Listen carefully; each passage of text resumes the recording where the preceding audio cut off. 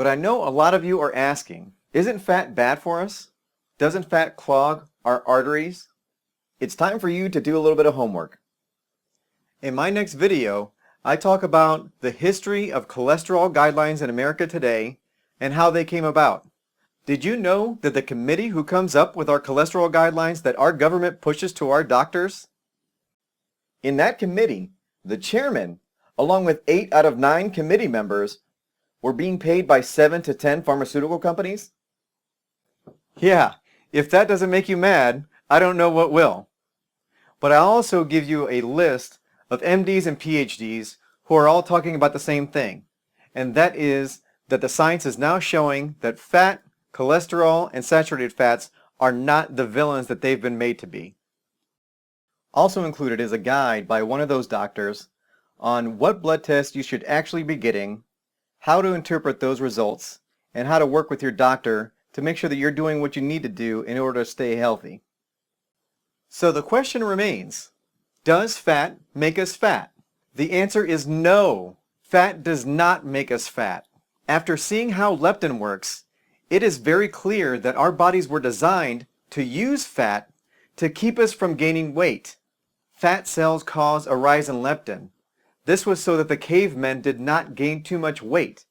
Eating meals with fat in them causes a direct rise in leptin. This is all a means to prevent us from gaining weight. Now you do have to watch overall calories. If you eat 4,000 calories of anything, you're going to gain weight. But if you eat the right amount of calories, and a good portion of those come from fat, then you will not gain weight. Sugar and white carbohydrates are the main villains behind our obesity epidemic. In my next video, I show you exactly how and how to avoid this. So let's recap. How do we reset our appetites? We do that by resetting our brain's sensitivity to leptin. We want our brains to get the message that we are full. So how do we do that? First thing is to avoid sugar and white carbohydrates. They cause leptin spikes, which causes our brain to eventually stop listening to leptin, so we never feel full. The second thing is adding fat to our meal. Fatty acids in the fat that we eat cause leptin to rise the correct amount, and so our brains will get the "I'm full" signal. This will make us feel full much longer. What kinds of fats? Avocados, cheese, nuts, butter, coconut oil, all that stuff.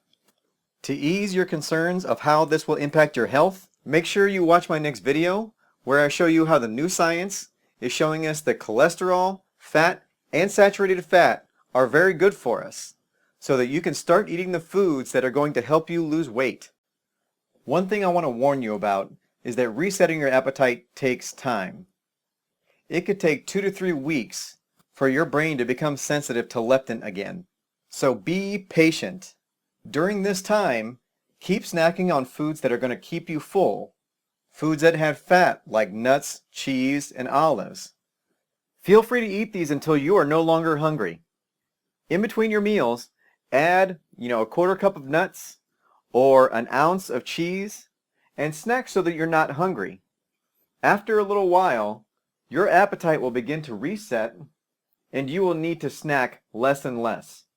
You can also add in some fruit. Just make sure that it's the high fiber fruit like apples, pears, and oranges, not bananas or pineapples or watermelon. And whatever you do, stay away from the vending machines. They have nothing good for you. So I hope you really enjoyed this video.